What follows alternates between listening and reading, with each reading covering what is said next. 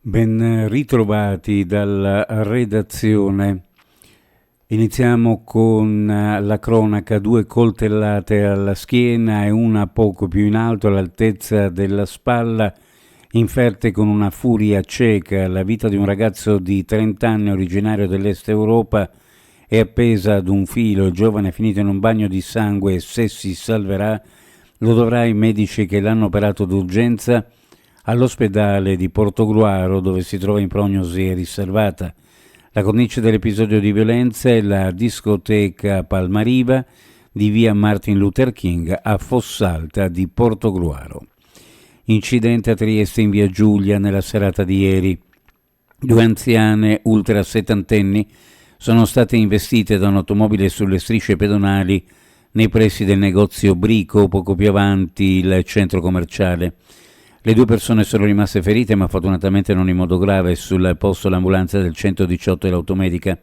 Entrambe sono state portate al pronto soccorso dell'ospedale di Cattinara. Una delle 2 anziane, che cadendo ha colpito il parabrezza dell'auto, è stata comunque trasportata in codice giallo, ma anche le sue condizioni non sono ritenute preoccupanti.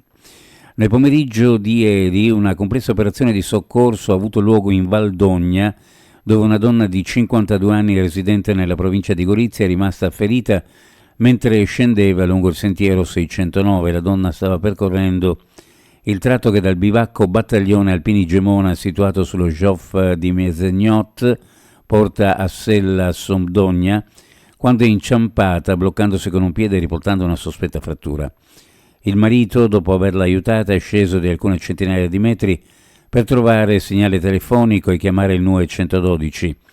La Sores ha mobilitato la stazione di Moggio Udinese del Soccorso Alpino con 5 tecnici, la Guardia di Finanza, l'Eli Soccorso Regionale e un'ambulanza. Sport calcio, ancora un gol nei primi minuti e un'altra sconfitta per la Triestina. Era successo a Legnago contro la Clodiense. La storia si è ripetuta ieri al Rocco, ancora una volta un approccio morbido ha consentito a Marras di sfoderare al terzo un Eurogol. Ma se una settimana fa la Triestina era stata incapace di reagire, ieri con il Caldiero Terme la squadra di Santoni ha mostrato per un tempo un calcio sontuoso in attacco. 4 occasioni limpide parate dall'estremo difensore, 2 sospetti rigori e una traversa di El Azraq, oltre a ottime manovre palla a terra, non sono bastate a riequilibrare la contesa. Nella ripresa l'Unione non ha avuto la stessa verve, pur cercando più riprese il pari fino all'ultimo. Uno sguardo alle previsioni meteorologiche per la giornata.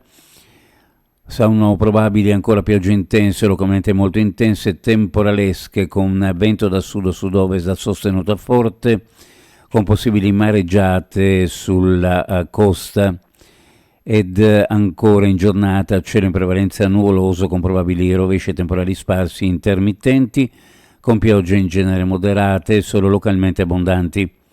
Dal pomeriggio sera miglioramento con bolla moderata su pianura e costa. Temperature minime in pianura fra 16 e 19 gradi, sulla costa fra 17 e 20, le massime ovunque fra 22 e 25 gradi centigradi. Previsioni ancora di ARPA e FVG Meteo. Ed è tutto per il momento con informazione. Grazie per averci seguito. A più tardi.